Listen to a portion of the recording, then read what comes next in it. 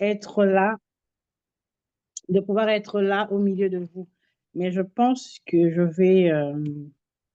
est-ce que je suis pas un peu en bas? Parce que c'est... Un tout petit peu en bas, remonte un peu. Voilà, je vais remonter.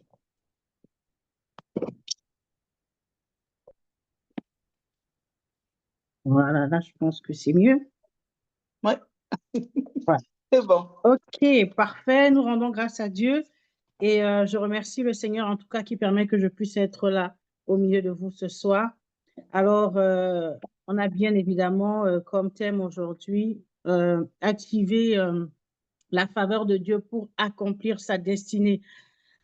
Pourquoi nous devons accomplir, vous verrez en tout cas en ce qui me caractérise beaucoup, vous allez entendre parler de la foi et de la destinée. La foi et de la destinée.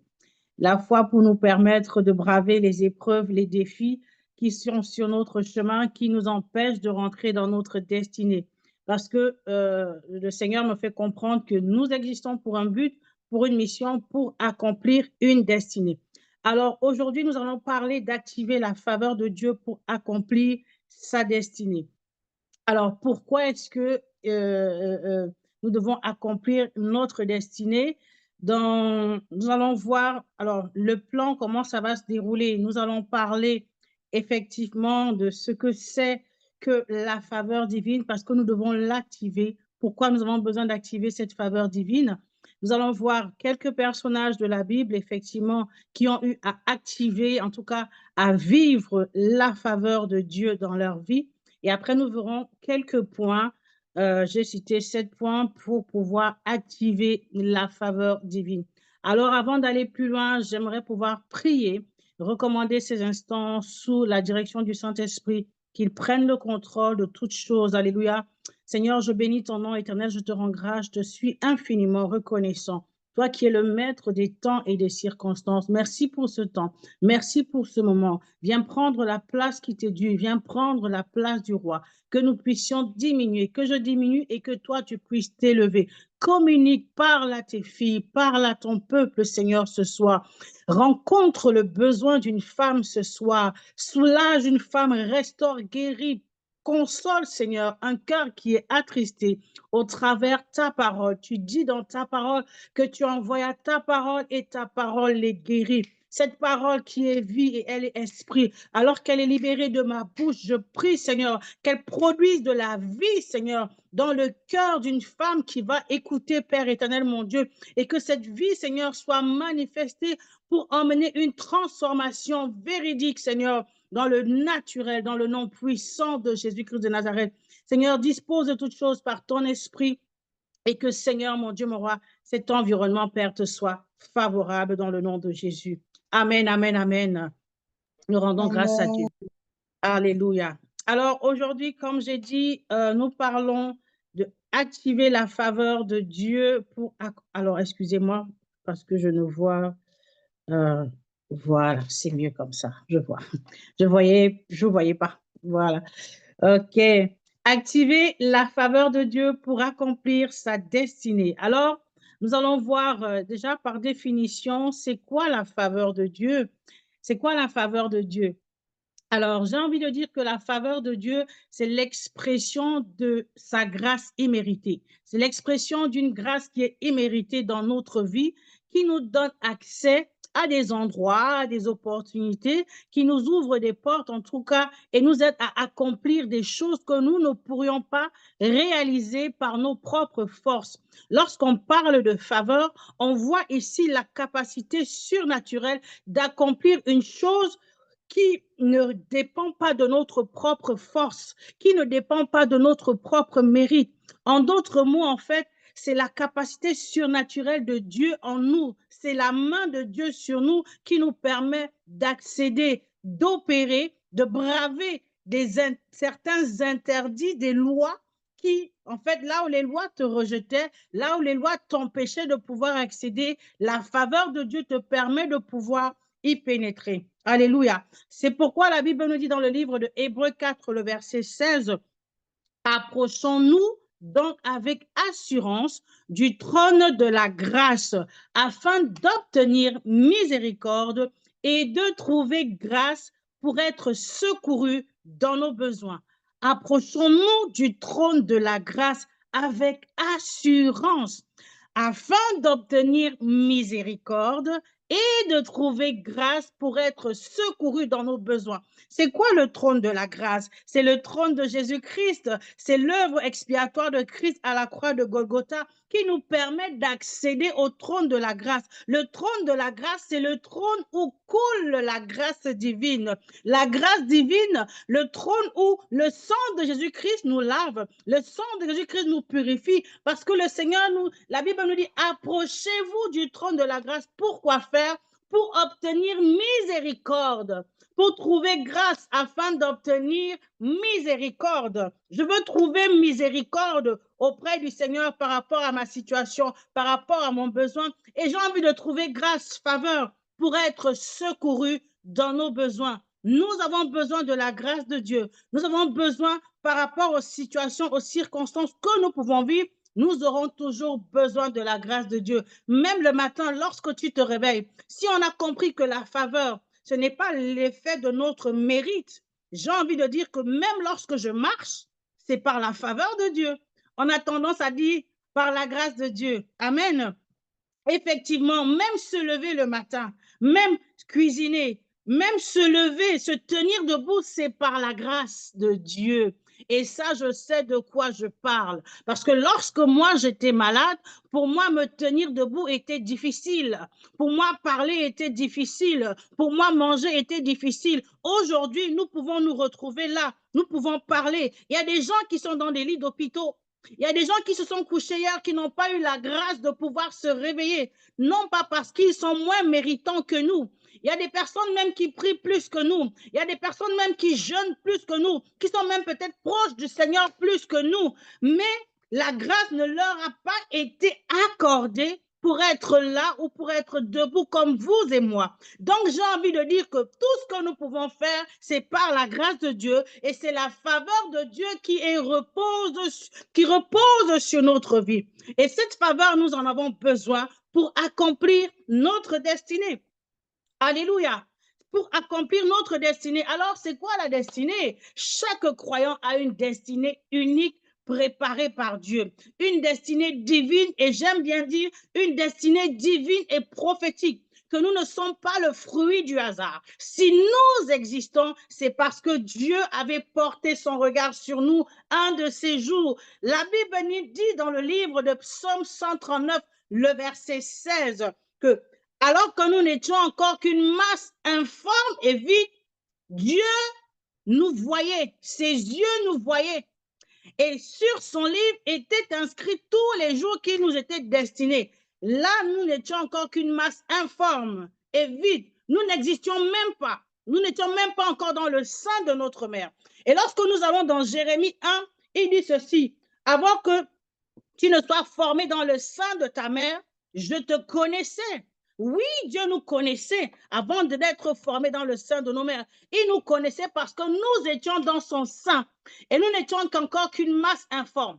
Alors, quand il a décidé effectivement de pouvoir nous former dans le sein de notre mère, c'est parce qu'il avait accolé à notre vie un mandat. Il avait accolé à notre vie une mission, une destinée. La Bible dit que sur son livre était inscrit tous les jours qui nous étaient destinés avant qu'aucun d'eux n'existât.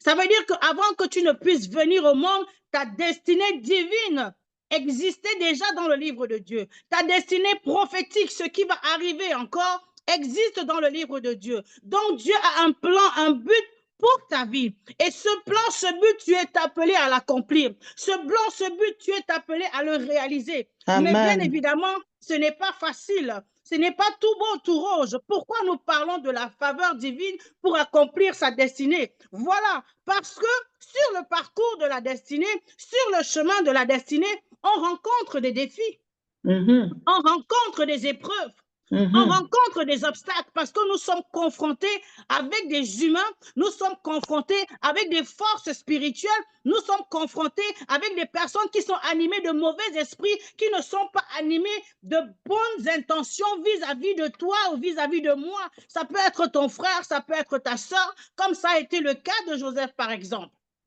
À cause de certaines situations, à cause de certaines réalités, ton parcours, ta destinée peut être influencée. Le chemin vers ta destinée peut être influencé. Il semblerait que le chemin que Dieu avait tracé pour toi, à cause des hommes, à cause de la jalousie, de la haine de certaines personnes, à cause des sentiments des personnes, à cause des manigances de l'ennemi, à cause des envoûtements, par exemple, tu te retrouves sur un autre chemin que celui que Dieu avait prévu pour toi. Alors maintenant, comment faire ici pour activer la destinée, pour activer la faveur de Dieu et nous permettre de pouvoir marcher dans la faveur divine et accomplir sa destinée? Nous devons comprendre que comment activer la faveur de Dieu pour marcher pleinement dans l'accomplissement de sa volonté. Alors, j'ai envie de dire quelques caractéristiques sur la faveur de Dieu. Alors, la faveur de Dieu, c'est un don qui est accessible. Par Christ, nous avons été adoptés dans la famille de Dieu. La faveur de Dieu est un héritage en Christ. Si tu vas dire que est-ce que moi j'ai droit à la faveur? Oui, en tant qu'enfant de Dieu qui est né de nouveau, tu as droit à cet héritage. C'est pourquoi la Bible dit approchez-vous du trône de la grâce. Qui sont ceux qui peuvent s'approcher du trône de la grâce? C'est seuls et seulement ceux-là qui reconnaissent le Seigneur Jésus-Christ comme Seigneur et Sauveur. Et donc, ils s'approchent du trône de la grâce pour bénéficier de cette grâce. La faveur est un héritage en Christ. Par Christ, nous avons été adoptés dans la famille de Dieu et nous avons accès à ces bénédictions. Alléluia. Nous avons accès aux bénédictions de Dieu. Galates 4, le verset 7. Amen. Amen. Donc, c'est important et capital. Nous voyons par exemple que dans l'exemple de Joseph, dans Genèse 39, le verset 21, la faveur de Dieu s'est manifestée même dans l'adversité. Même dans l'adversité, Dieu l'a élevé. Dieu a élevé Joseph dans l'adversité. Et comme je dis, quand je parle de la faveur, pourquoi est-ce que nous avons besoin de la faveur? Parce qu'il y a des endroits où la loi des hommes ne va pas te qualifier. La loi des hommes va te disqualifier. Comme Esther, par exemple, pour accéder au trône, pour accéder à l'élection, il fallait être normalement natif de la région. Mais elle était étrangère. En plus, elle était étrangère parce qu'elle était déportée en captivité. Donc, en temps normal, la loi ne lui permettait pas de se présenter aux élections.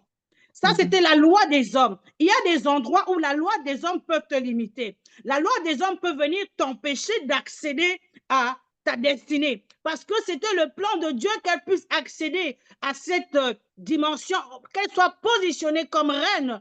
Pourquoi? Parce qu'il avait une mission bien définie derrière pour elle, pour pouvoir éteindre, faire arrêter cette loi qui avait pour but de pouvoir exterminer le peuple juif. Et j'ai envie de dire que parfois, bien-aimés dans le Seigneur, nous passons par des situations, nous passons par des circonstances, nous sommes confrontés à certaines réalités que les hommes nous ont fixées. Les blocages des hommes, les barrières des hommes, les règles des hommes ne sont pas toujours celles de Dieu. Amen. Et lorsque Dieu t'a choisi, lorsque Dieu t'a positionné, les hommes peuvent brandir leurs critères. Mais quand Dieu a dit qu'il va faire avec toi, il va braver ses critères pour t'introduire sur le chemin de ta destinée, comme il a fait avec Esther. Alléluia. Donc, la faveur de Dieu nous ouvre les portes là où nous n'avions pas accès, là où les lois des hommes ne nous donnaient pas accès. Il y a des personnes qui peuvent avoir certains critères pour dire que pour épouser telle personne, pour accéder à tel niveau, tu as besoin d'avoir une certaine taille, tu as besoin d'avoir un certain diplôme, tu as besoin d'avoir une certaine compétence. Mais moi, j'ai envie de te dire, bien-aimé dans le Seigneur, c'est très bien tout cela. Tu te bats pour faire ce que tu es appelé à faire, ce que tu dois faire, mais ne te laisse pas limiter par les lois des hommes. Ne te laisse pas limiter par les obstacles qui peuvent être sur ton chemin, parce que toi, tu ne dépends pas des hommes, mais tu dépends de celui qui t'a envoyé il y a de cela plusieurs années sur cette terre pour accomplir la mission. Les hommes ne peuvent pas arrêter la mission que Dieu a tracée sur ton chemin. La puissance divine qui vit et qui réside en toi est au-delà de la puissance des hommes. Dieu ouvre une porte que personne ne pourra fermer. Et il Alléluia. dispose favorablement tout à ton égard, comme il a disposé pour Esther. Esther pouvait se lamenter sur son sort et dire que moi, je suis issue, je suis orpheline de père et de mère. Je ne vis qu'avec mon cousin qui est le fils de mon oncle. Je suis dans un pays où on a été déporté. Je n'ai pas de racines. Je ne sais pas qui sont mes ancêtres. Elle pouvait pleurer sur sa situation. Comme plusieurs femmes ici présentes. Peut-être vous passez par des situations difficiles. Peut-être que vous traversez des moments compliqués dans vos vies. Comme moi, face au cancer, je pouvais pleurer. Je pouvais dire, mais Seigneur, est-ce que tu m'as abandonné? Est-ce que tu m'as délaissé? Est-ce que tu m'as oublié? Bien-aimé dans le Seigneur, Dieu veut t'emmener à comprendre que l'épreuve, le défi qui est sur ton chemin ne vient pas pour te détruire. Il ne vient pas pour t'engloutir, mais il a une mission bien précise pour t'emmener à une étape supérieure, pour t'emmener à découvrir le potentiel qui est en toi. Alors, tu as besoin de comprendre ceci, que Christ qui est venu sur la terre, il avait une mission à accomplir. Christ était venu pour accomplir la mission. Et lorsqu'il était en train d'être crucifié ou en train d'être mené vers le chemin de la crucifixion, il pouvait dire, mais Seigneur, pourquoi cette situation? Pourquoi ce problème? Pourquoi les trahisons? Pourquoi les Juifs, ils sont en train de me crucifier? Regardez une chose. Christ savait la destination où il allait.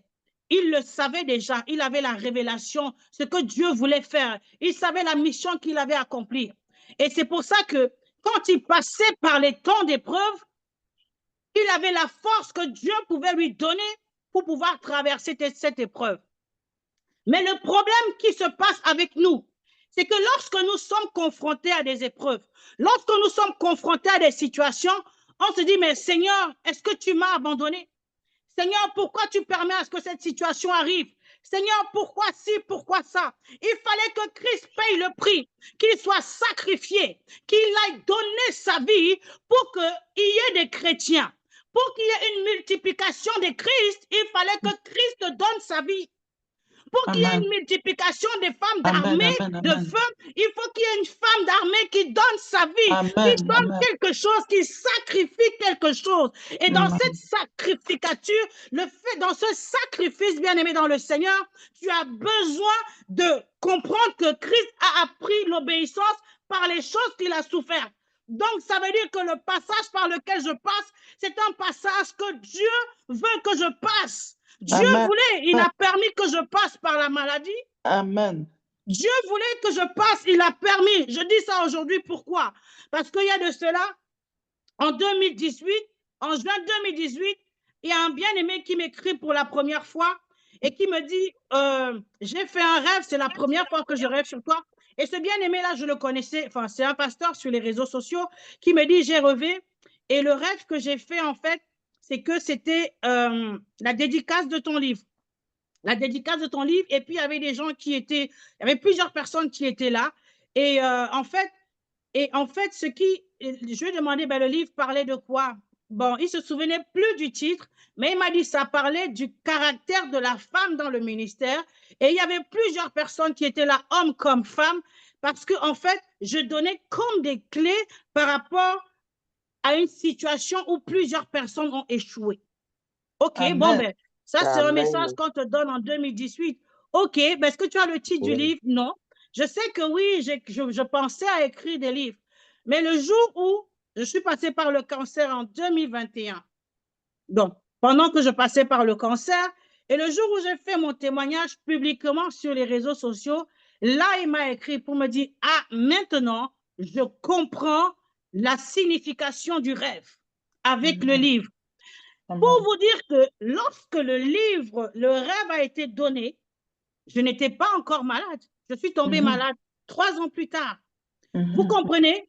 Pour dire que dans le plan de Dieu, il y a des épreuves, qu'on le veuille ou pas. La Bible dit dans Jacques 1, le verset 2, considérez comme un sujet de joie complète toutes les épreuves auxquelles vous pouvez être exposés.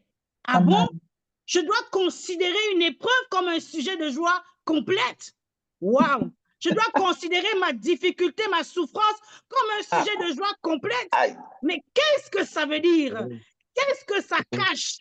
Je vous dis, moi, lorsque j'ai appris que j'avais le cancer, bien évidemment, vous savez, j'ai rigolé. Mais je me suis dit, ça, c'est une épreuve parce que je sais que dans la vie, nous traversons des épreuves sur le chemin de notre destinée. Mais Mhm. cette épreuve-ci, elle est de taille. Alors, si cette épreuve est de cette dimension, ça veut dire que l'après cela sera d'autant plus grand. Parce que Amen. lorsque l'on veut bâtir Amen. un immeuble de plusieurs étages, on va creuser les fondations de manière plus profonde. Donc, si ton épreuve, elle est de taille, ça veut dire que l'après cela sera d'autant plus grand. Et si l'après cela, c'est d'autant plus grand, il faut que dans ton épreuve, tu commences maintenant à chercher quelle est la gloire qui se cache derrière cette épreuve. Quel est l'après cela de cette épreuve? Il y a des conférences, il y a des livres, il y a des vies qui vont être challengées. Tu vas être un témoignage pour plusieurs personnes au travers de ton histoire. Ça t'amène à comprendre que dans ton épreuve, tu n'es pas appelé à avoir la mentalité de quelqu'un qui souffre, la mentalité de quelqu'un qui est dans l'échec, mais tu es appelé à avoir la mentalité du plus que vainqueur. Car la Bible nous fait comprendre que je suis plus que vainqueur par Christ qui m'a aimé. La Bible, par celui qui nous a aimés, bien sûr. Et ta Bible te dit encore que je puis tout par Christ qui me fortifie. Quelle que soit la difficulté de ton épreuve, quelle que soit la difficulté de ta situation, tu es peut-être femme seule avec tes enfants, tu as peut-être été abandonné peut-être par un mari, tu as peut-être été trahi, tu as peut-être été rejeté, comme Joseph, il a été trahi, rejeté, abandonné par sa famille. Mais la faveur de Dieu, alors qu'il a été jeté dans le puits, parce que la faveur et la main de Dieu étaient sur lui, il a été sorti encore. Et il a été vendu comme esclave. Mais il n'a pas été vendu n'importe où. Il a été vendu dans la maison de Potiphar. Alléluia. Même dans la maison de Potiphar, il est resté intègre. Alors que la femme de Potiphar voulait abuser de lui, il est resté intègre. Il se retrouvait à la prison. L'épreuve ne faisait que se corser, en fait. Ça ne s'arrête pas. Tu sors d'une épreuve, tu penses que c'est terminé, c'est une autre épreuve qui arrive. Tu sors de cette épreuve, c'est encore une autre. Bon, mais finalement, encore chez Potiphar, on pouvait peut-être m'appeler Joseph. Mais là, je me retrouve en prison, je n'ai plus de nom. Je suis un numéro d'écrou. Alléluia. Mais derrière cela, il y a une gloire. Derrière cela, il y a un plan que Dieu a réservé. Derrière cela, il y a une résurrection. Christ, l'ennemi pouvait se réjouir en pensant qu'il avait crucifié Jésus. Alléluia. Mais il ne savait pas que le plan de Dieu, après cette crucifixion, c'était la résurrection. Et derrière cette résurrection, c'était le rachat de l'humanité. C'était pour que toi et moi, nous soyons sauvés. Alléluia.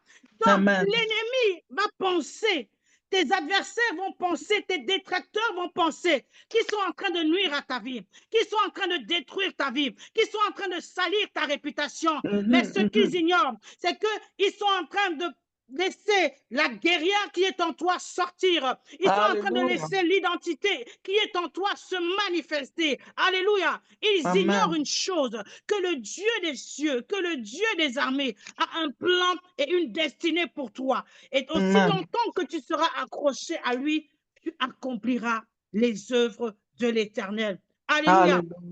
Bien-aimé dans le Seigneur, ton état d'esprit, c'est ça qui va activer la faveur divine. Ton état d'esprit va activer la faveur divine. Si tu penses que tu es déjà perdu, si tu penses que c'est fini, ça veut dire que tu considères que ton Dieu ne peut rien faire. Amen. Tu considères que ton Dieu ne peut rien faire. Le fait pour Esther de pouvoir se présenter, malgré le fait que la loi ne lui permet pas normalement d'être à cet endroit, mais Dieu permet qu'elle puisse avoir la faveur de l'eunuque du roi, alléluia, de celui qui s'occupait des femmes. Elle a la faveur auprès de Hégaï. De toutes les personnes, c'est sur elle que le choix s'est porté. De toutes les personnes, c'est sur elle que le regard de Hégaï s'est porté. Pourquoi? Parce qu'elle avait le sceau de Dieu. Amen. Pourquoi? Parce qu'elle était le choix de Dieu. Alléluia. Et j'ai envie de te dire que tu es le choix de Dieu. Amen. Parce que tu n'es pas le fruit du hasard. Tu as été envoyé pour accomplir une mission. Même si on t'a trahi, même si on t'a abandonné, même si on t'a rejeté, même si on ne te considère pas bien-aimé dans le Seigneur, même si on dit que rien de bon ne peut sortir de toi, ça c'est le langage des hommes, ce n'est pas le langage de Dieu. Là où les hommes peuvent te rejeter comme David, David n'était pas le choix de sa famille, il avait été rejeté. Lorsque Samuel est venu pour sélectionner celui qui devait être oint comme roi, il a demandé à Isaïe d'appeler ses fils. Ses fils, il a appelé tous, sauf David. Donc, ça veut dire que les hommes l'avaient déjà disqualifié. Alléluia. Peut-être que les hommes t'ont déjà disqualifié dans ton travail. Peut-être que ta belle famille peut-être t'a déjà disqualifié, je ne sais pas. Peut-être que dans tes entreprises, tes partenaires t'ont peut-être disqualifié, je ne sais. Mais j'ai une chose à te dire. Quel que soit le choix des hommes, c'est le choix de Dieu qui importe. Parce que l'Esprit de Dieu, c'est l'Esprit supérieur. Lorsque les frères ont été présentés à Samuel, Samuel a demandé, n'y a-t-il pas quelqu'un d'autre? Ainsi, je prophétise sur ta vie. Là où les hommes t'avaient mis dans le placard, là où les hommes avaient dit que tu ne pouvais rien faire de bon, et ils t'ont mis de côté, ils t'ont rejeté, abandonné, parce que tu es le choix de Dieu et parce que la faveur de Dieu repose sur ta vie, ils diront, n'y a-t-il pas un tel, tu peux mettre ton nom dessus, n'y a-t-il pas une telle personne? Et c'est toi qui réponds à ces critères-là. Pourquoi? Parce que tu as la faveur de Dieu qui repose sur toi. David était l'homme selon le cœur de Dieu. Si tu veux vivre, l'activer la faveur, tu dois être un homme selon le cœur de Dieu. Alléluia. David était un homme selon le cœur de Dieu. Et c'est pour ça que l'Éternel, la main de l'Éternel était sur lui. Bon, j'avance sur ma petite. Je disais les caractéristiques de la faveur.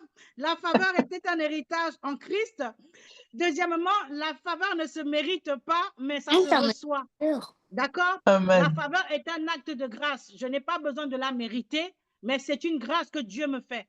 Ce n'est pas par nos œuvres que nous activons la faveur. Ce n'est pas en travers parce que je vais travailler 5 heures, je vais travailler 10 heures ou bien je vais prier 50 heures que je vais... Tu peux prier 50 heures, mais si tu n'es pas obéissant aux lois de Dieu, si tu n'es pas obéissant à ce que Dieu te demande, penses-tu que tu vas plaire au cœur de Dieu? Voilà. Donc, c'est important. La faveur, ce n'est pas par notre mérite. C'est vraiment quelque chose que l'on reçoit par la grâce. Et j'ai envie de dire que la faveur, c'est surnaturel. Ce n'est pas par la capacité humaine. C'est par la capacité surnaturelle que Esther, elle a pu, n'est-ce pas, se positionner, se présenter devant le roi. Parce que la loi disait que toute personne qui se présentera devant le roi sans y avoir été convoquée, normalement méritait la mort. Alléluia. Normalement, la loi, c'était ça. Après que l'édit a été publié pour pouvoir exterminer le peuple juif, bien sûr, elle a été, je passe des étapes, bien sûr qu'elle a été voir Mardochée est venu la voir, que je pourrais dire, qui représentait la voix du Saint-Esprit, qui lui donnait des conseils, etc. Et qui lui a dit, c'est que si c'est pour un temps comme celui-ci que tu es parvenu à la royauté. En d'autres mots, est-ce que tu sais que c'est pour ça que tu as, c'est pour ce plan, c'est cette mission que Dieu avait réservée pour toi, pour te permettre d'accéder à la royauté. Est-ce que tu penses que tu as accédé à la royauté simplement pour pouvoir échapper toi toute seule? Parce que si tu ne fais rien, alléluia, tu penses que les autres vont être exterminés. Donc, toi, tu vas y échapper. Dieu gagne quoi là-dedans? Dieu gagne quoi là-dedans? Son peuple va être exterminé et toi, tu vas avoir la vie sauve. Non, il y a autre chose au-delà de cela. Les plans de Dieu sont grands. Les plans de Dieu sont merveilleux. Donc, ça veut dire que pour distinguer la volonté de Dieu, je dois comprendre que non, ici, j'ai un rôle stratégique à jouer. La même faveur qui m'a emmené dans la royauté, c'est cette même faveur qui va m'amener devant le roi. Bien que je n'y ai pas été convoqué. Alléluia. Elle a été choisie comme reine par la faveur. Parce que normalement, si on connaît son identité, elle ne pourra pas rester à cet endroit-là. Et il y a besoin maintenant d'une intervention divine. En tant que femme, tu as la capacité de changer, n'est-ce pas, les choses. En tant que femme, Dieu nous a donné un pouvoir. Dieu nous a donné une certaine capacité. Et c'est grâce à cette capacité-là déjà en tant que femme, mais avec la faveur divine. C'est pourquoi elle a demandé à ce que le peuple puisse jeûner avec elle pendant 3 jours. Jeûner Amen. avec elle pour pouvoir activer la faveur de Dieu.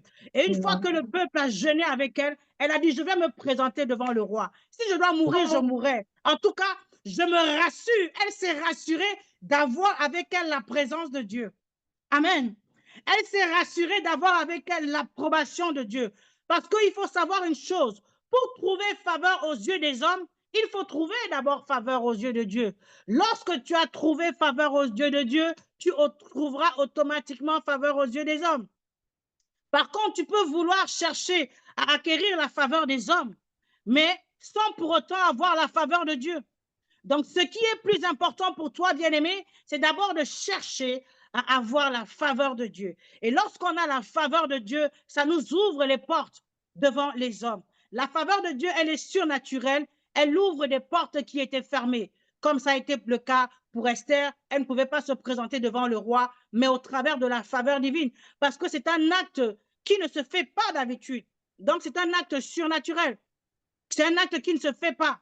Et elle s'est présentée devant le roi. Le roi lui a tendu le sceptre royal, le bâton du commandement pour lui dire que ta présence a été approuvée. Et j'ai envie de dire, quand il dit ta présence a été approuvée, ça veut dire, Seigneur, ta requête a été approuvée.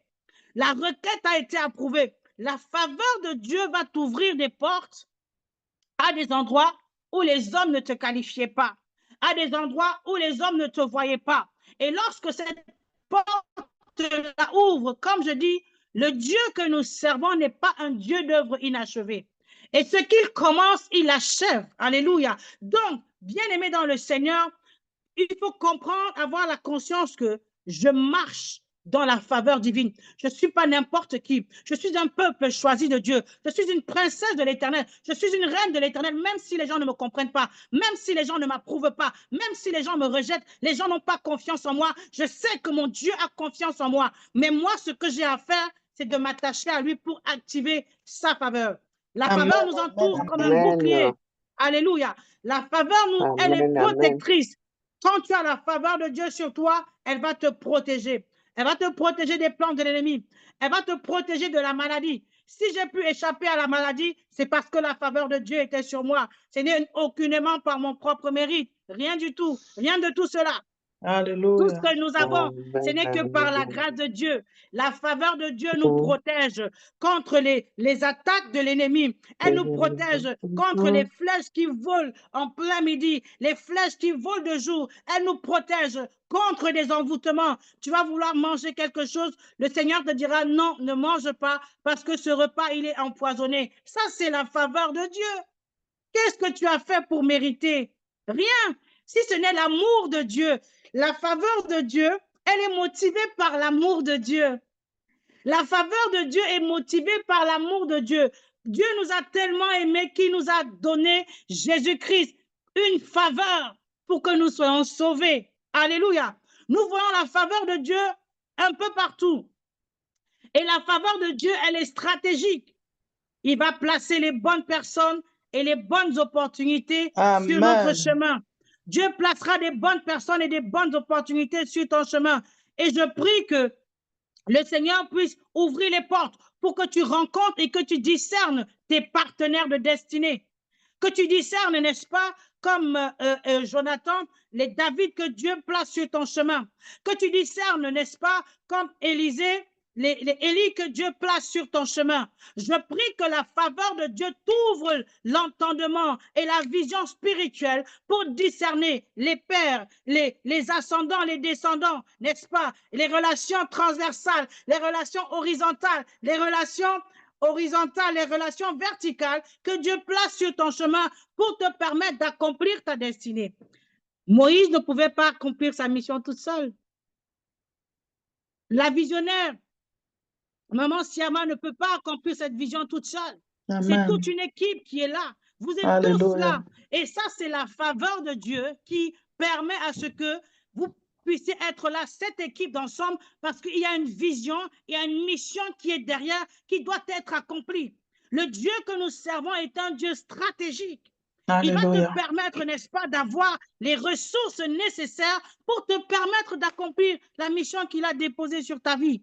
Alléluia. J'ai besoin de la faveur divine pour accomplir la destinée. Moïse était bègue. Il était bègue, il ne savait pas parler. Mais le choix de Dieu s'est porté sur lui. Dieu l'a choisi malgré ses incapacités, malgré ses incompétences, malgré son likoukouma ou bien ses difficultés. Dieu l'a choisi pour pouvoir être celui-là qui allait sortir le peuple de Dieu de la terre, de l'Égypte. J'ai envie de te dire que la mission de Dieu ne dépend pas du milieu d'où tu viens. La mission de Dieu dans ta vie ne regarde pas à tes incapacités. Parce que la Bible dit que là où tu es faible, sa force se manifeste. Alors ne te limite pas par rapport à tes faiblesses. Ne te limite pas par rapport à tes incompétences. Mais considère que toute faiblesse, toute incompétence dans ta vie est renforcée par la force de Dieu. Parce que là où je suis faible, sa force se manifeste. Réjouis-toi de tes faiblesses, j'ai envie de dire. Parce que là, tu t'abandonnes entre les mains du Seigneur et c'est la puissance de Dieu qui se manifeste. Et tout à l'heure, je vous ai dit que la Bible nous dit de considérer comme un sujet de joie toutes les épreuves auxquelles nous pouvons être exposés. Parce que l'épreuve va produire, l'épreuve de ta foi, la souffrance, la difficulté par laquelle tu passes, c'est une épreuve de ta foi. Jacques 1, le verset 2. L'épreuve de ta foi va produire la patience. Elle va produire la patience. Et cette patience-là va produire la persévérance. Lorsque tu patientes, tu attends que la situation puisse changer. Mais ça ne fait que se compliquer. Mais il faut que tu persévères dans la foi. Tu persévères dans la foi sans maudire Dieu et mourir comme les gens ont dit à Job, maudit Dieu et meurt. Tu dois persévérer dans la foi sans dire, mais Seigneur, je te sers tous les jours. Pourquoi permets-tu que des difficultés arrivent dans ma vie? Il faut dire merci à Dieu pour les Judas qui sont dans ta vie. S'il n'y avait pas Judas, il n'y avait pas à avoir de trahison pour que Christ aille à la croix. Je bénis Dieu pour les Judas de ma vie. Je bénis Dieu pour les gens qui mettent des bâtons sur les roues parce qu'ils te poussent à aller chercher Dieu encore davantage. Bien-aimé dans le Seigneur, l'épreuve de ta foi doit produire, n'est-ce pas, la patience. Et la patience doit produire la persévérance. Elle doit être parfaitement accomplie. Alléluia. Je vais lire ce passage-là. Dans Jacques 1, le verset 2. Si quelqu'un a le passage, il peut le lire parce que c'est très important que nous puissions avoir une autre vision des épreuves. Jacques 1, le verset 2. Alléluia. Jacques 1, le verset 2. Voilà. La Bible dit ceci. Mes frères, regardez comme un sujet de joie complète, pas une joie partielle, mais complète, les diverses épreuves auxquelles vous pouvez être exposés, sachant que l'épreuve de votre foi produit la patience. Dans l'épreuve de ma foi, là, produit la patience. Jusqu'à ce que je vois son accomplissement, je dois être patient. Mais il faut que la patience accomplisse parfaitement son œuvre. Ça veut dire que cette patience-là a une œuvre qu'elle doit accomplir dans ma vie. Cette patience-là doit m'amener à une autre dimension. Cette patience-là doit m'amener à voir les choses autrement. Cette patience-là doit m'amener à voir la puissance de Dieu, à voir que Dieu est un Dieu qui me permet de ne pas tomber malgré les difficultés. La patience, quand tu es dans la patience, tu dois pouvoir voir les choses. En fait, tu dois pouvoir lire les choses avec le regard de Dieu. Je vois la patience accomplie parfaitement son œuvre afin que vous soyez parfaits et accomplis sans faillir en rien. Donc, la patience doit accomplir parfaitement son œuvre afin que je sois parfait et accompli sans faillir en rien. Ça veut dire que l'épreuve vient pour accomplir une œuvre dans ma vie. Ça veut dire que l'épreuve vient pour me parfaire dans un certain domaine, dans une certaine dimension. Alléluia. La patience doit accomplir son œuvre. Seigneur, je te bénis pour les différentes épreuves auxquelles tu fais traverser ces femmes ici connectées. Et je prie, Seigneur mon Dieu, que tu leur donnes la grâce, la force de la patience pour pouvoir tenir dans l'épreuve et que cette patience accomplisse parfaitement son œuvre, l'œuvre qui va vous relever, l'œuvre qui va vous redresser, l'œuvre qui va faire de vous des femmes fortes, des femmes puissantes, des femmes, n'est-ce pas, qui ont un témoignage pour pouvoir aller soulever, relever d'autres femmes qui sont courbées, redresser d'autres femmes qui passent par les mêmes situations que vous êtes passées hier. Mais vous avez traversé cette épreuve et vous êtes sortis plus que vainqueurs. Et parce que vous êtes sortis plus que vainqueurs, vous avez les clés, vous avez les armes pour aller relever d'autres femmes qui passent par là. Alléluia. Donc, la patience doit accomplir son œuvre dans ta vie. Alléluia. Alors, je vais dire rapidement quelques points. Bon, j'ai déjà cité comment cultiver justement, je vais donner les points, comment activer la faveur de Dieu dans notre vie. Premièrement, nous devons cultiver une relation d'intimité avec Dieu. C'est très important d'avoir une relation d'intimité avec Dieu. Tu ne peux pas penser et espérer que Dieu puisse agir dans ta vie sans pour autant avoir une intimité avec Dieu. Proverbe 3, le verset 5 à 6 nous dit: confie-toi en l'Éternel de tout ton cœur. Je dois me confier en l'Éternel de tout. Je dois faire confiance en l'Éternel en toutes choses, avec tout mon cœur. Amen. L'importance de la communion avec Dieu va te permettre de trouver grâce, même si on t'a rejeté, même si on t'a abandonné. C'était la force qui a fait la force de Joseph. C'était son intimité avec Dieu, malgré ce que les gens pouvaient lui faire. Ce qui a fait la force de David, c'était parce que c'était un homme qui lisait les lois de l'Éternel et qui les mettait en application. Il était amour de Dieu, amour de la parole de Dieu. Alléluia. Et la Bible nous dit que c'était un homme selon le cœur de Dieu. Donc Dieu prenait plaisir à son cœur.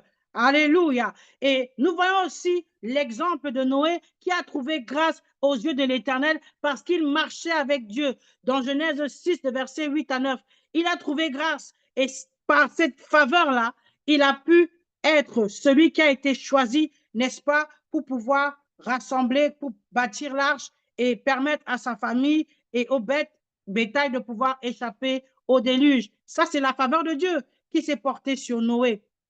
Amen. Alléluia. Donc, il est important de pouvoir consacrer du temps dans la prière et dans la méditation de la parole. Jésus-Christ, qui est le modèle par excellence, nous l'a si bien montré, comme il pouvait devancer l'aurore pour chercher la face du Seigneur, pour recharger ses batteries. C'est important. Si tu veux vivre la faveur de Dieu, Dieu va te parler. Et quand Dieu te parle, si tu n'es pas intime avec lui, si tu n'es pas connecté, sensible à sa voix, tu ne pourras pas entendre le langage qu'il veut te donner. Même si Dieu veut te parler, tu n'es pas dans sa présence, tu n'es pas connecté à lui. Comment vas-tu recevoir les instructions de la part du Seigneur? Il a dit, n'est-ce pas, si vous demeurez en moi et que mes paroles demeurent en vous, demandez ce que vous voudrez, cela vous sera accordé. Tu auras la faveur de Dieu si tu demeures en lui. Et oui, ce n'est pas vous qui m'avez choisi, mais c'est moi qui vous ai choisi, afin que vous portez du fruit et que votre fruit demeure. Jean 15, le verset 16. Donc, il est important pour nous d'être attachés au cep. Jean 4, il est le cep, nous sommes les sarments. Et toute branche qui est connectée au cep portera du fruit. Toute branche qui est connectée à Christ, qui est connectée, qui est enracinée en Jésus, n'est-ce pas, va porter du fruit. Alléluia. Mais toute branche qui est coupée, alléluia, va sécher et elle va mourir. Si tu n'as pas de communion, si tu n'as pas d'intimité avec Dieu, les peu de nutriments que tu pouvais avoir, de peu de force que tu pouvais avoir, va s'épuiser. C'est comme un téléphone. Tu es peut-être chargé à bloc, mais si tu ne rebranches pas sur la prise, il se décharge. Après, tout ce qu'il peut avoir comme potentialité, comme capacité, s'il est éteint, il ne sert à rien. Il ne servira à rien. Tu peux avoir un iPhone 15, 16 ou un Samsung dernier cri, mais s'il est déchargé, il ne servira à rien. Tu peux être dans un endroit, s'il n'y a pas de réseau, s'il n'y a pas de communication, tu ne peux pas t'en sortir.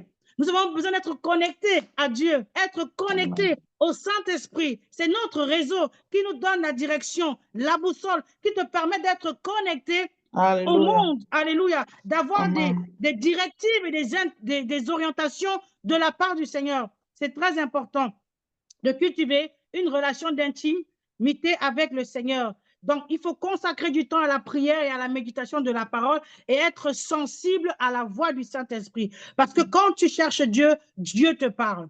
Et lorsque Dieu te parle, il faut maintenant que tu puisses, deuxièmement, obéir aux instructions divines. Tu veux vivre la faveur de Dieu?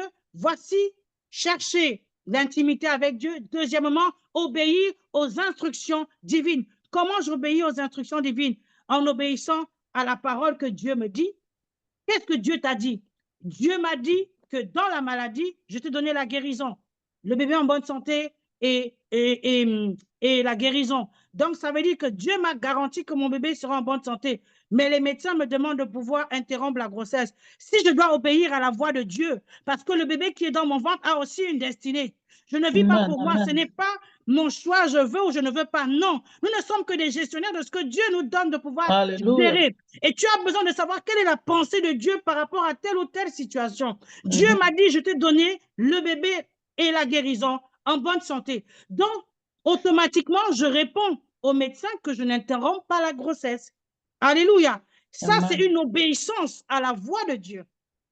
Amen. Donc, il est important de pouvoir discerner la voix du Saint-Esprit et de pouvoir obéir à cette voix. Tu obéis à la voix de l'Éternel, la bénédiction t'accompagnera. Deutéronome 28, 1 à 2 dit, si tu obéis à la voix de l'Éternel, la bénédiction t'accompagnera. Comme Dieu a dit à Abraham, marche devant ma face et sois intègre. L'intégrité est aussi un point important et capital si tu veux vivre la faveur de Dieu, si tu veux activer la faveur de Dieu. Joseph avait la possibilité de pouvoir se compromettre avec la femme de Potiphar. Il aurait pris du plaisir. Mais par intégrité pour son Dieu, par obéissance, il a décidé d'obéir à la loi de Dieu et de ne pas se compromettre. Même si après, il a été accusé, c'était une trahison, des injustices, peu importe. Même si tu es en train de, tu as l'impression que tu t'engouffres encore, le Dieu des cieux a un après cela. Il a un plan. Il y a une prison, dans la prison où tu vas vivre la restauration. Alléluia. Donc, aujourd'hui, tu ne vois peut-être pas l'après cela, mais que Dieu t'ouvre les yeux par la foi, accède à l'après cela par la foi. Alléluia. Amen. Tu vas activer, il faut que tu actives la foi. Parce que tu obéis aux instructions maintenant, il faut que tu puisses voir ce que Dieu te dit et que tu ailles par la foi. Par la foi, qu'est-ce que Dieu te dit? Dieu m'a dit, je suis en bonne santé, j'ai le bébé en bonne santé. Même si je suis complètement fatiguée et que j'ai besoin d'être transfusée, je n'ai pas peur de la transfusion parce que j'ai la garantie de la guérison. Alléluia. Alléluia. Il faut avoir la garantie de la promesse de Dieu dans ta vie. Et lorsque tu as la garantie de ce que Dieu a pour toi, peu importe ce que tu vas traverser, tu sais que Dieu t'a déjà donné la victoire. Ce n'est que passager. Alléluia. Amen. Donc, c'est très important. Voilà. Et c'est important aussi de pouvoir marcher dans l'humilité. Marcher dans l'humilité, car la Bible dit, Dieu résiste aux orgueilleux, mais il accorde sa faveur aux humbles. Jacques 4, le verset 6. Si tu es orgueilleux, Dieu va te résister et tu ne pourras pas vivre la faveur de Dieu. Mais Dieu accorde sa faveur à ceux-là qui sont humbles. Donc, demande à Dieu de te donner un cœur d'humilité. Non seulement tu as besoin de l'humilité pour accepter d'obéir à ses recommandations, parce qu'il y a certaines recommandations que Dieu va te donner, mais ton orgueil va en prendre un coup. Tu vas dire, ah, pourquoi je dois aller m'humilier? Pourquoi est-ce que je dois demander pardon? Si Dieu te demande d'aller demander pardon, humilie-toi et va demander pardon, parce qu'il y a une faveur qui va s'en suivre. Alléluia. Par son humilité, elle a trouvé faveur auprès du roi en parlant d'Esther, parce qu'elle s'est humiliée. Donc, il est important de rester dépendant de Dieu et attribuer toute la gloire au Seigneur, parce que ce n'est pas par notre mérite, mais c'est simplement par la gloire. Et nous devons servir les autres également avec un cœur sincère. L'humilité va te pousser à servir les autres avec un cœur sincère. Amen. Amen. Si Esther, elle s'est humiliée. Elle a dit, je vais m'humilier, je vais me présenter devant le roi. Je vais m'humilier, je vais chercher la face du Seigneur. Alléluia, dans le jeûne et de la prière. Et elle a cherché la face de Dieu.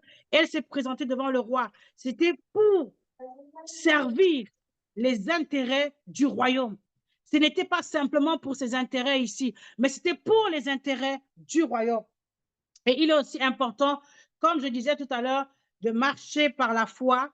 Et la foi nous pousse à proclamer la parole de Dieu. Parce que lorsque tu proclames la parole de Dieu, la Bible dit, les paroles activent la faveur. Proverbe 18, 21, la vie et la mort sont au pouvoir de la langue. Lorsque tu as la foi en ce que Dieu t'a dit, maintenant que tu vas agir, tu te lèves pour agir dans l'humilité, tu dois proclamer cette parole. Et cette parole-là, tu la proclames avec foi parce que la parole appelle à l'existence les choses qui n'existaient pas comme si elles existaient. La faveur te permet de transformer ton monde. La faveur te permet de transformer ta situation. La faveur de Dieu fait en sorte que je proclame la vie là où le monde avait déclaré la mort. Et c'est la puissance de l'Esprit de Dieu qui est en moi qui permet à ce que cette situation change. Tu veux vivre la faveur de Dieu, tu veux l'activer, il faut que tu utilises l'arme que le Seigneur t'a donnée, qui est ta bouche, qui est ta langue, pour proclamer et déclarer la vérité de Dieu. C'est au travers de cette proclamation que tu vas changer les circonstances. Il a dit que par ses meurtrissures, je suis guéri. Alors je le proclame et je crois avec foi. Alléluia. Et là, je sais que la main de l'Éternel sera sur moi parce qu'il n'est pas un homme pour mentir, ni un fils d'homme pour se repentir.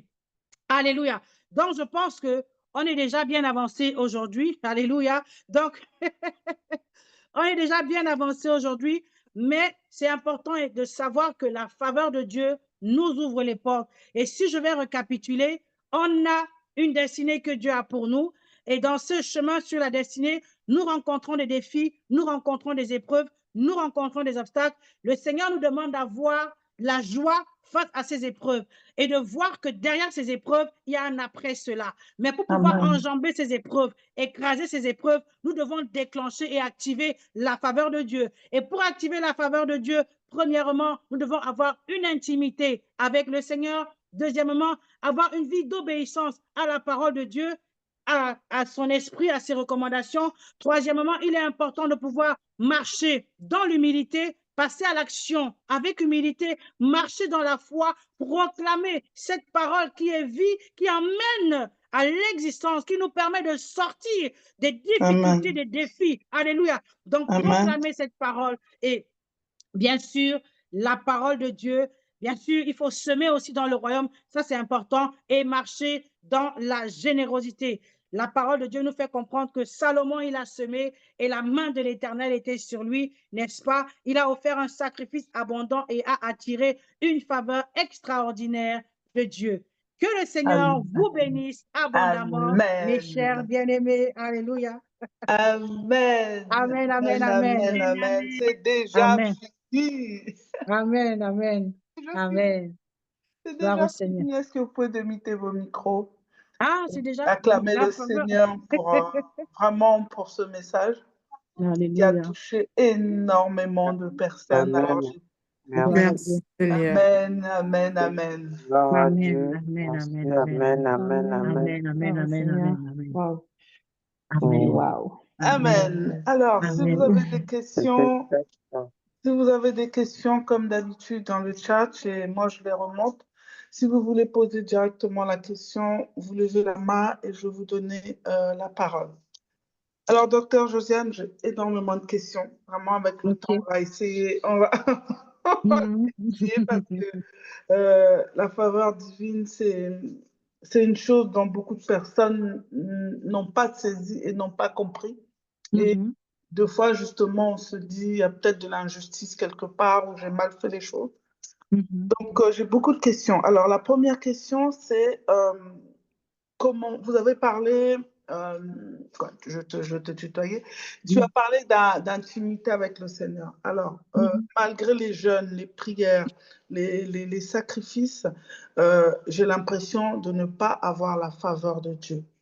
Mhm. Malgré tout ça, là, j'ai l'impression que je suis humble, je fais vraiment tout selon moi. J'ai vraiment l'impression que les jeûnes, les prières, les retraites, l'intimité avec Dieu, mais malgré ça, j'ai l'impression que je n'ai pas la faveur de Dieu. Comment peut faire cette personne, justement? Qu'est-ce que tu pourrais dire à cette personne?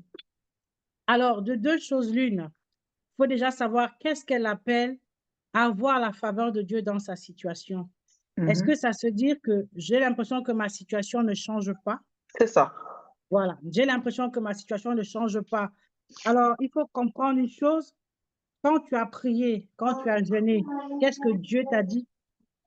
Quand tu as prié, quand on demande, Dieu nous répond. Et Amen. si il ne m'a pas encore répondu, je dois persévérer dans la prière. Daniel pouvait dire que, quand on prend l'exemple de Daniel avec, quand il a découvert les 70 ans, la loi, ça devait durer 70 ans. Il a décidé de prendre le temps de prier. Il a prié le Seigneur et l'ange de l'Éternel avait déjà été envoyé pour apporter la solution. Mais l'ange a été bloqué par le roi de Perse sur le chemin. Et c'est ça qui fait que Daniel, dans la prière, a continué à persévérer dans la prière. Et c'est dans la persévérance que l'ange Michael a été dépêché pour combattre l'ange, le roi de Perse, afin de permettre maintenant que la solution à la prière soit apportée. Parfois, ce n'est pas parce que Dieu ne répond pas. Il peut avoir plusieurs paramètres. Soit ce n'est pas encore le temps de Dieu. Si c'est le temps de Dieu et que tu ne reçois pas la solution à ton problème, ça veut dire que soit c'est le cas que je viens de citer là, soit alors tu t'attends à ce que Dieu réponde d'une certaine manière, alors que Dieu réponde autrement. C'est comme le cas de Naaman qui est venu voir Élisée, pardon, qui avait la lèpre. Et puisque la petite l'avait envoyé, en tout cas, Abigail, bon, la petite qui a parlé en fait à Naaman qui est venu voir Élisée. Élisée lui a dit, va te plonger 7 fois dans l'eau, en fait. Mais lui, il s'est irrité, il s'est enflé. Il a dit, moi, je quitte chez moi là-bas. Il y a de l'eau là-bas chez moi. Si je viens ici, ce n'est pas pour aller me plonger 7 fois dans l'eau. Moi, je m'attendais peut-être à ce que tu m'imposes les mains et que tu me dises, sois guéri. Toi, tu me demandes d'aller me plonger dans l'eau. Ça veut dire que lui, il avait un modèle dans son esprit, un modèle par lequel il avait conditionné l'obtention de son miracle. En fait, parfois, on s'attend à ce que Dieu nous réponde d'une certaine manière, alors que Dieu est en train de nous répondre, mais d'une autre manière. Et notre esprit n'est pas ouvert pour recevoir cette manière. Et c'est là où on se dit que Dieu n'a pas encore agi. Voilà. Amen, amen, amen. Merci beaucoup. Autre question. Comment savoir que nous sommes dans la destinée de Dieu? OK. Alors, comment savoir que nous sommes dans la destinée de Dieu? Donc, premièrement, déjà, la destinée de Dieu, la Bible nous dit ceci, sans la vision, le peuple est sans frein, sans la vision, le peuple est abandonné, sans la révélation d'avenir, le peuple est abandonné. Donc, ça, c'est plusieurs versions dont je vous ai fait parler. Souvent, bien souvent, en début d'année, on fait des vision boards, on parle des visions, etc. Et ce qui est important, c'est que la vision que tu es en train d'écrire soit une vision qui a été déposée dans ton cœur par le Seigneur, par le Saint-Esprit. Ça veut dire quoi? Je suis en train d'accomplir quelque chose, je suis en train d'accomplir un plan qui a été déposé en moi par Dieu. Quand je demande à Dieu, Dieu va te parler. Quand tu demandes à Dieu, Dieu va te parler. Ça peut être au travers de sa parole, ça peut être au travers d'un serviteur ou d'une servante de Dieu, ça peut être au travers des circonstances, ça peut être au travers du témoignage. Comment savoir si je suis aligné avec le plan de Dieu, avec le but de Dieu pour ma vie? Donc, c'est important de savoir que même le but de Dieu pour ta vie, en fait, ce n'est pas en dehors de ce que Dieu a mis en toi. Je ne sais pas si je me fais comprendre. Dieu a mis des capacités et Dieu a mis des capacités en nous. Alléluia. Amen. Et ces capacités nous permettent d'identifier le plan de Dieu pour notre vie, en fait. C'est quand il a envoyé Jérémie comme prophète dans le sein de sa mère, il l'a doté des capacités, des dons et des talents qui allaient lui permettre d'accomplir cette mission spécifique. Comme une personne qui est appelée à chanter, il a reçu une grâce spécifique par rapport au chant. Maintenant, je peux voir cette personne qui chante, oh, c'est très beau, c'est très joli, voilà. Je dis que moi aussi, je veux chanter. Mais moi, Dieu ne m'a pas donné, peut-être que je chante à ma dimension, mais Dieu ne m'a pas donné cette dose-là, parce que peut-être pour elle, c'est son ministère premier. Et donc, nous devons chercher à découvrir notre identité, qui nous sommes, la découverte de ton identité va te permettre de découvrir le plan de Dieu pour ta vie. Amen, amen, amen. Amen. Merci, merci, docteur. Autre question. Comment avez-vous fait pour lâcher prise dans la situation que vous avez traversée? Comment avez-vous fait pour lâcher prise et faire totalement confiance en Dieu dans des situations incertaines? On sait que le cancer, c'est incertain. Ça passe ou ça casse. Ou on meurt, ou on est plus que vainqueur. Et encore deux fois, ça peut revenir encore plus fort. C'est l'une des maladies où on sait lorsqu'on l'a, on n'est pas sûr de vivre très longtemps. D'accord? Et donc, comment as-tu fait pour lâcher prise? Parce que justement, tu dis que on sait que ça passe ou ça casse, ou bien ça peut revenir encore de plus belle. Ça, c'est la croyance des hommes par rapport aux réalités qu'on a l'habitude de voir. Les Donc, médecins. voilà. Donc, du coup, moi, en fait, je me suis déconnectée de la réalité pour m'attacher pleinement à la parole de Dieu. En fait, bon, c'est vrai que Dieu m'a donné la grâce d'avoir le don de la foi. Donc, qui fait que le don de la foi, je n'ai pas regardé en fait au fait que les gens peuvent mourir du cancer, etc. Je ne peux pas dire que ce n'est pas par ma propre force, c'est simplement par la foi. C'est par la foi en la parole de Dieu, c'est par la foi en la promesse de Dieu. Si je pouvais rigoler par rapport à ça, c'est qu'il faut être un peu fou en fait. Si je regarde aujourd'hui, même les médecins, je suis sûre qu'ils m'ont trouvé de folle en fait quand on parle et puis on est en train de rigoler parce que j'ai banalisé la chose, j'ai minimisé la chose parce que j'ai regardé à la puissance de mon Dieu et que je Amen. sais que Dieu ne m'a jamais délaissé, il ne m'a jamais abandonné. Même lorsqu'il y Amen. a un cheveu qui tombe de ma tête, il est au courant. Donc, ça veut dire que dans cette situation, il n'est pas surpris. Il sait qu'il y a la maladie, mais il m'a déjà donné la victoire. Mais j'ai simplement besoin de traverser. C'est vraiment, j'ai vu ça vraiment comme une traversée, que c'était un passage comme toute autre chose en fait. Amen, amen. Voilà. Alors, pour aller dans la continuité de ce que tu viens de dire, tu as dit que tu t'es déconnecté de la réalité. Lorsque la réalité parle plus fort que la foi, qu'est-ce que tu peux conseiller à À une ce personne. frère ou à cette sœur dans les mots peut-être de la personne sont durs, les mots de l'employeur, la maladie, la douleur, le rejet, le fait d'être humilié ou tout simplement ce projet qui n'avance pas, les clients n'arrivent pas. La réalité parle plus fort. Comment as-tu fait? Tu parles de te déconnecter. Comment faire vraiment pour se déconnecter? Parce qu'il y en a qui disent je me déconnecte, je prophétise. Et quand ils sont seuls à seuls avec eux-mêmes, c'est là où l'âme se met à parler plus fort que leur foi. Comment faire pour vraiment se déconnecter? Comment faire pour vraiment se déconnecter? La Bible dit que la foi vient de ce que l'on entend, ce Amen. que l'on entend vient de la parole de Dieu. Mhm. Quand on parle de réalité, ça veut dire qu'il y a une réalité quelque part et puis il y a la vérité de l'autre part. Et la Amen. vérité de l'autre part, c'est ce que dit la parole du Seigneur. C'est notre identité réelle en Christ. Et Mhm. souvent, je prends cet exemple de dire que pendant que je traversais le cancer, j'avais pas de cheveux. Mais ce n'est pas ça qui définissait qui j'étais. Parce que moi, je Amen. savais que j'ai le gène du cheveu dans mes gènes, en fait. Et Amen. aujourd'hui, ce n'est peut-être qu'une réalité où j'ai pas de cheveux sur la tête, mais ma véritable identité, c'est qu'il y a le gène de cheveux.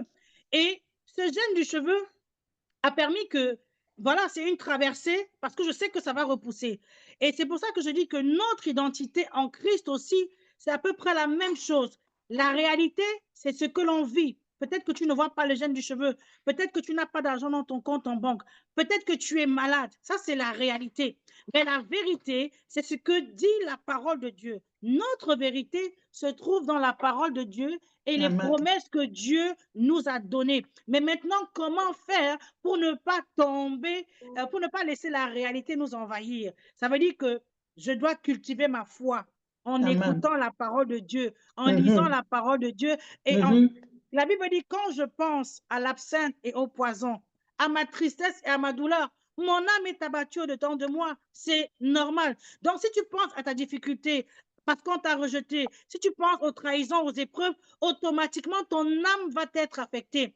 Mais Jérémie Pardon, les lamentations de Jérémie, il nous dit, mais ce que je veux repasser dans mon cœur, c'est que les bontés de l'Éternel ne sont point épuisées, ni ses Amen. compassions à leur terme, elles se renouvellent chaque matin. C'est ça qui va Amen. me donner de l'espérance. J'ai Amen. besoin Amen. d'avoir de l'espérance. Et pour avoir Mhm. de l'espérance, je dois m'attacher, je dois proclamer, je dois, quand tu sens que la faiblesse arrive, va, relis les promesses de Dieu, que ton cœur Amen. soit attaché à ce qui va te donner de l'espérance. Parce que si tu penses à ta situation, le doute peut arriver. Ça va être comme cette tempête-là, qui est le vent qui a soufflé. Lorsque Pierre voulait marcher sur les eaux pour aller vers Christ, il avait la foi. Mais lorsqu'il y a eu la tempête qui est arrivée, il a pris peur et il a commencé à s'enfoncer. Et c'est Mhm. le doute qui fera en sorte que tu feras une brèche et que l'ennemi puisse rentrer. Il faut bannir Amen. le doute et s'attacher à la parole de Dieu coûte que coûte, quelle que soit la tempête, quel que soit le vent qui peut souffler, je m'attache à la promesse de Dieu. Amen. Amen. Euh, Docteur Josiane, en t'entendant parler, on a l'impression que pour mériter la faveur de Dieu, il faut toujours souffrir. Il faut toujours souffrir. Et pourtant, certaines personnes euh, ont ce que moi j'ai eu, l'ont eu facilement sans souffrir, en fait. En t'écoutant parler, on a l'impression que qui dit activer faveur dit qu'il faut l'activer et avec la souffrance qui va avec. Est-ce que c'est tout en vrai? Non.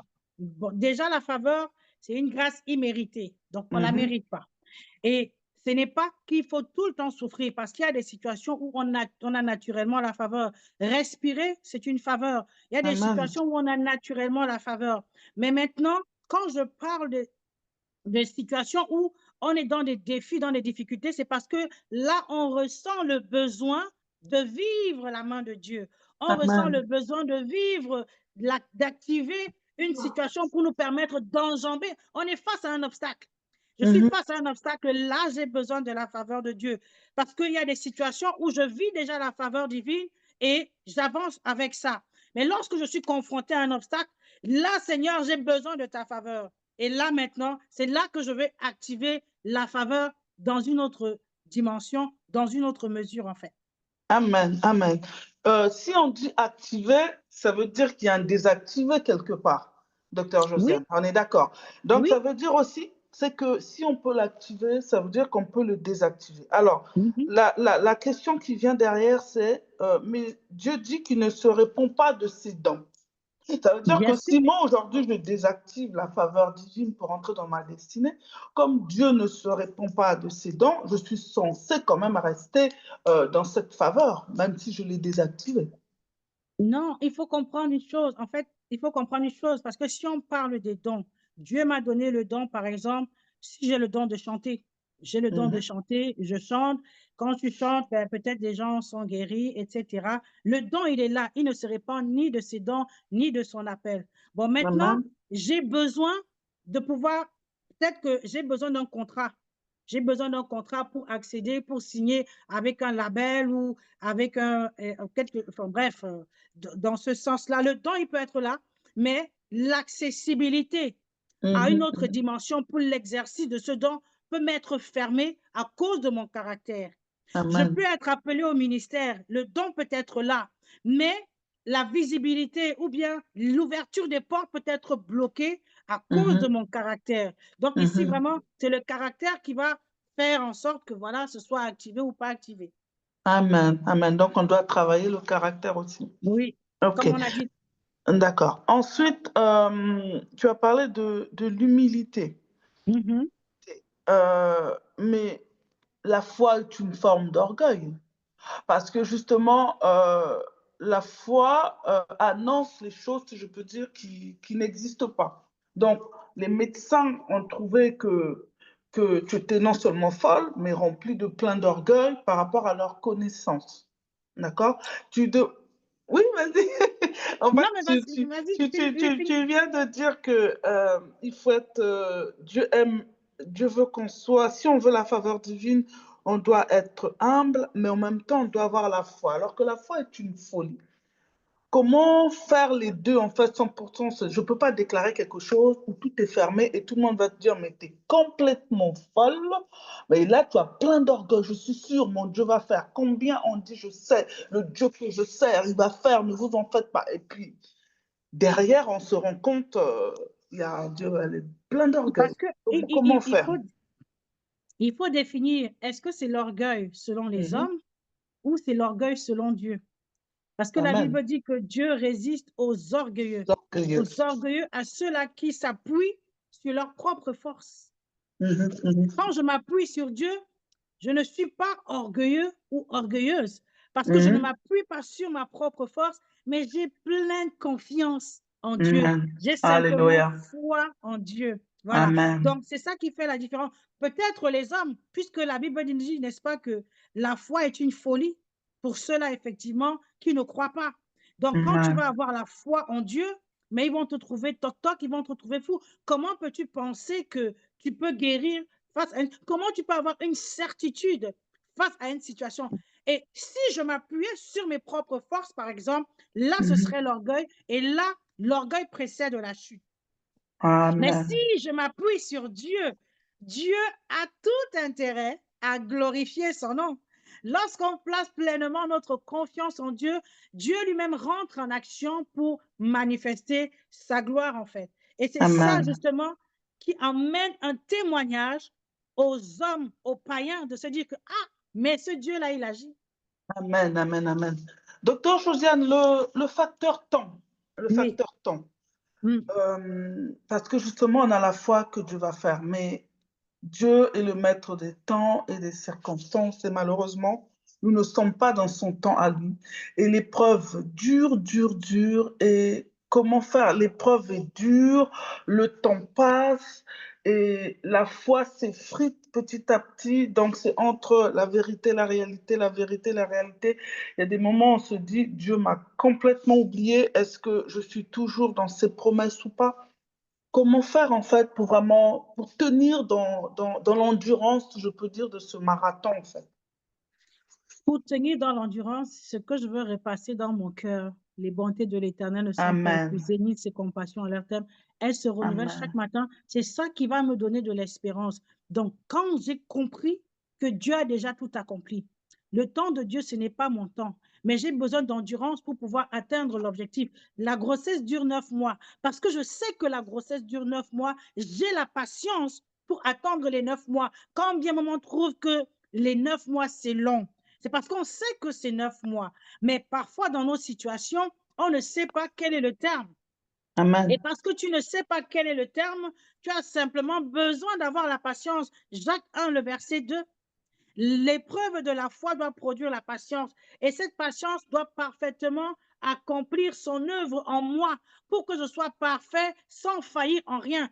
Donc, ça veut dire que, ah, c'est dur, mais Seigneur, je te bénis pour l'œuvre que tu es en train de faire en moi. Amen. Et il faut comprendre que parfois les épreuves durent parce qu'on n'a pas Amen. compris le message que Dieu veut nous faire passer. Amen. Amen. Il a dit, Ah, je conduirai mon peuple dans le désert et je parlerai dans son cœur. son cœur. Parfois, Dieu Amen. nous amène dans le désert parce qu'il veut parler à notre cœur. Et tant Amen. qu'on n'a pas compris son message, l'épreuve du désert va durer. Donc, Amen. si je dis, Seigneur, qu'est-ce que tu veux m'enseigner dans ce désert? Et si Dieu te parle et que tu commences à mettre en application ce que Dieu dit, mais reste dans la patience parce que le désert finira par passer. Il n'est pas éternel. Amen. Amen. Amen. Merci, docteur. Avant-dernière question. Mhm, On parle beaucoup de patience, mais quelle est la mhm. différence entre la patience et l'entêtement? Car beaucoup s'entêtent et perdent du temps. Alors, la différence qui va être entre la patience et l'entêtement, la seule différence, c'est est-ce que tu as reçu une promesse de la part du Seigneur? Amen. Si je sais que Dieu m'a donné cette promesse, je patiente. Mais on parle d'entêtement lorsque tu es en train d'aller dans une voie qui n'est pas celle de Dieu pour toi. Amen. Si je vais dans une voie qui n'est pas celle de Dieu pour toi, je fonce, je suis en train de m'entêter. Parce Mais que ce n'est pas j'ai là la où... foi avec moi. J'ai la foi dans cet entêtement. J'ai les Oui, paroles avec. tu peux avoir la foi, mais si ce n'est pas la volonté de Dieu, Dieu ne sera pas là. Amen. Amen. Amen. Donc, Amen. si c'est le plan de Dieu pour nous. Si Dieu t'a convaincu, tu as eu le rhéma du Seigneur, même si ça va prendre 10 ans, je persévère. C'est pour ça, même quand on part dans le ministère, rassure-toi d'avoir reçu de la part du Seigneur l'appel. Ce n'est pas quelqu'un qui est venu te dire que tu as appelé, parce qu'il viendra le temps des épreuves. Et lorsque les épreuves arrivent et que ce n'est pas toi qui as reçu cet appel de la part du Seigneur, le doute peut arriver. Tu vas dire, est-ce que vraiment j'ai été appelé? Dieu m'avait Mais dit. lorsque Dieu t'avait parlé, tu sais que Dieu m'a parlé, je persévère et je patiente. Amen. Voilà. Le temps est largement passé. Dernière question, docteur Josiane, est-ce que, en t'écoutant parler, donc tu dégages beaucoup de foi, beaucoup d'assurance, est-ce que dans ton épreuve, ça t'est arrivé de pleurer et de dire, comme tout le monde dit, Seigneur, pourquoi? Même si après tu t'es repenti, mais est-ce que ça t'est arrivé d'être dans ce moment-là où, malgré la promesse, malgré les visions, malgré tout, et tu te dis quand même, Seigneur, pourquoi? Est-ce que tu m'as oublié et de pleurer? Alors, je vais répondre à cette question. Il m'est arrivé de pleurer une fois parce qu'on avait mis en fait une chanson comment elle s'appelle? Faveur Moukoko, Tobanda Nayokala. C'était une chanson mélancolique, une chanson triste. Donc, du coup, ben, ça rend l'atmosphère un peu triste. Et donc, du coup, ben, je me suis mise à pleurer. Mais je n'ai pas dit, Seigneur, tu m'as abandonné. Seigneur, tu m'as délaissé. Bon, en fait, moi, je ne suis pas quelqu'un, je n'aime pas juger Dieu pour dire pourquoi tu as permis cela. Je sais qu'il est souverain. Dieu est souverain. Ben, s'il le permet, ben, il est Dieu, en fait. Et comme j'ai dit, je vois l'après cela. Maintenant, dans ma traversée, j'ai pleuré, en tout cas, j'ai coulé des larmes parce que j'étais dans une atmosphère en fait triste. C'est pourquoi j'ai dit que quand je pense à l'absinthe, au poison, à ma tristesse, à ma douleur, ce sont les paroles du chant qui m'ont fait pleurer.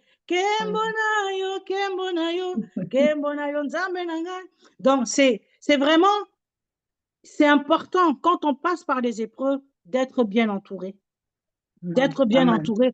L'environnement et ce que l'on entend, ça peut nous tuer comme ça peut nous aider à nous relever. C'est vraiment important parce que ça va affecter notre foi ou bien le doute en fait. Amen. Donc, voilà. Amen. Merci beaucoup. Nous rendons vraiment Avec gloire au plaisir. Seigneur. Avant de clôturer, juste le temps est passé, malheureusement. Je veux juste te laisser vraiment, docteur Josiane, de pouvoir nous bénir, prendre un temps de prière et de clôturer ce temps, si tu veux Amen. bien. Bien sûr, avec plaisir. Avec Amen. plaisir. Alléluia. Seigneur, ah là là, il y a des questions dans le chat. Bon, je sais pas. Bon, bref, est-ce que pour le Il y a des Seigneur, questions? Bah, attends, on va regarder. Je ne comprends pas pourquoi les gens font quoi. C'est quoi la question que tu as vue, docteur? Alors, je vois ici que faire quand on a la paix dans les situations troublantes. Que faire Ici, quand on a la paix dans la situation trouble? oui.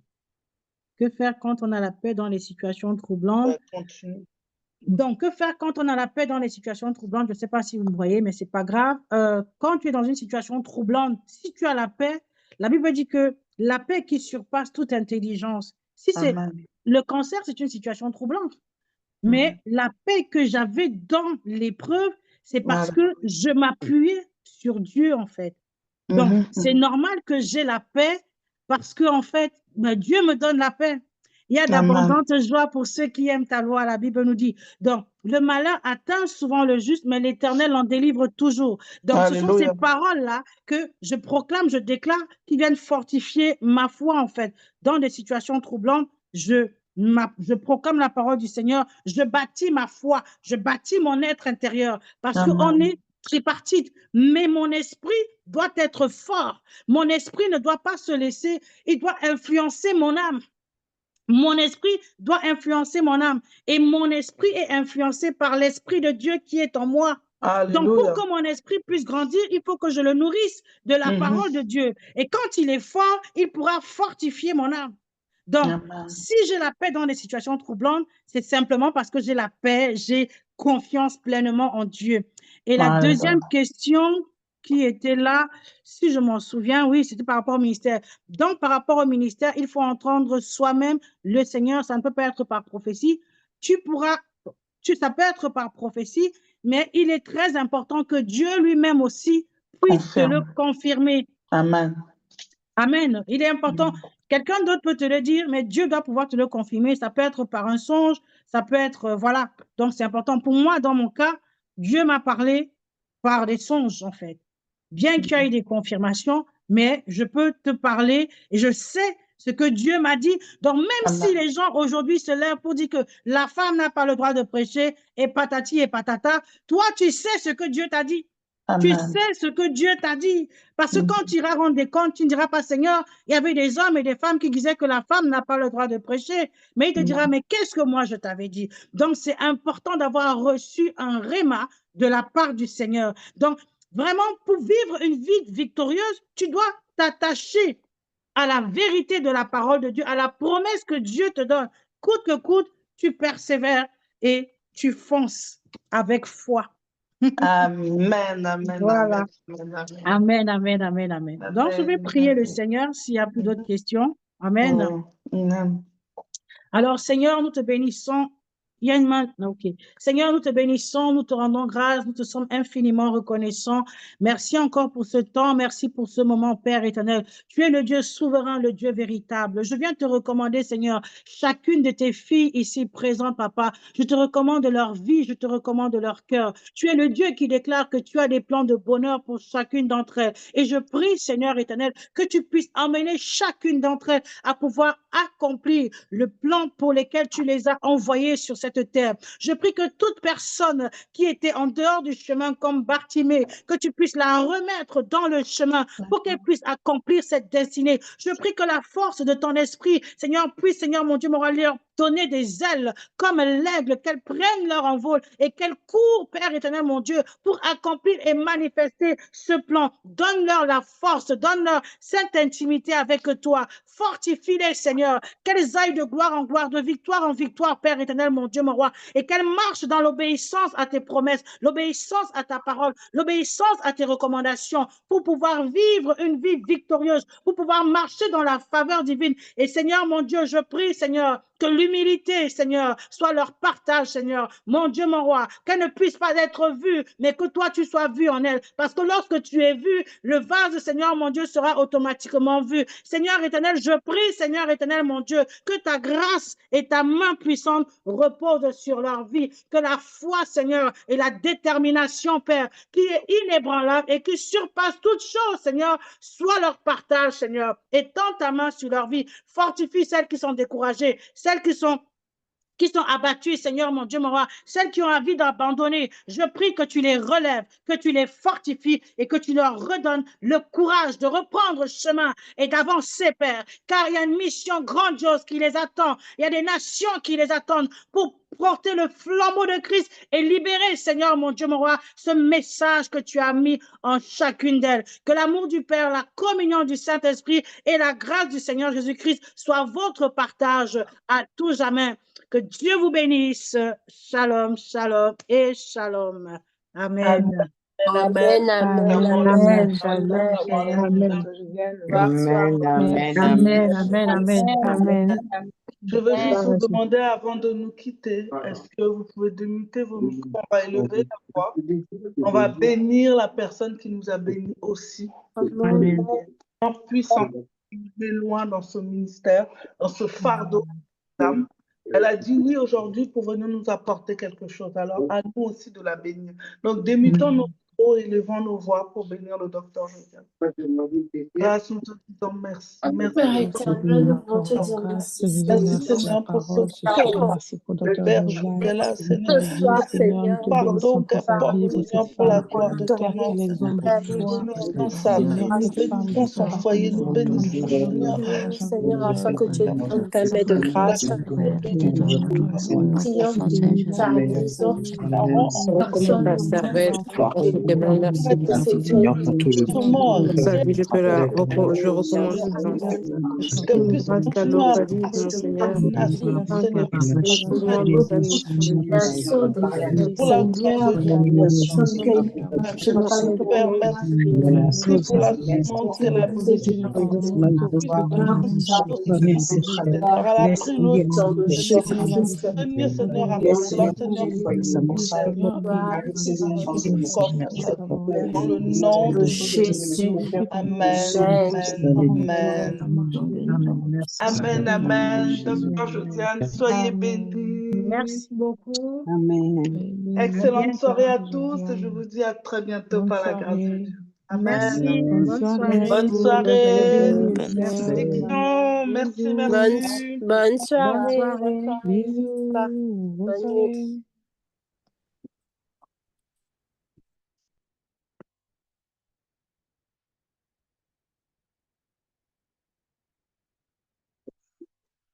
Oh.